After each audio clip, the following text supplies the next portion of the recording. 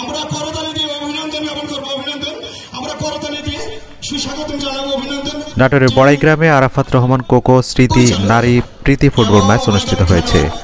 রবিবার বিকেলে উপজেলার চান্দাই ইউনিয়নের ভান্ডারদহ সরকারি প্রাথমিক বিদ্যালয় মাঠে এই প্রীতি ফুটবল ম্যাচ অনুষ্ঠিত হয়।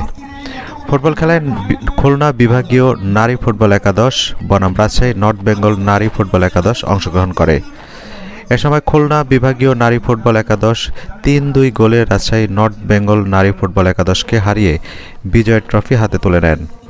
খেলায় বড়াইগ্রাম উপজেলা বিএনপির যুগ্ম আহ্বায়ক শামসুল আলম রনি প্রধান অতিথি হিসেবে উপস্থিত থেকে বিজয়ীদের হাতে বিজয় ট্রফি তুলে দেন।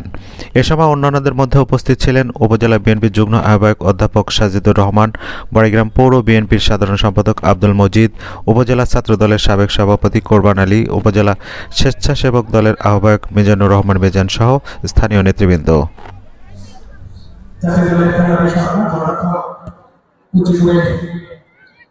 মাথার পর সামনে দেশে দিয়ে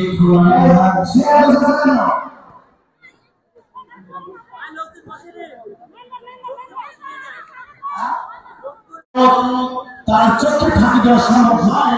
প্রথমবার তার মতো হলুদ কার্ড দেখে সতর্ক করে দিলেন। ফুটবলের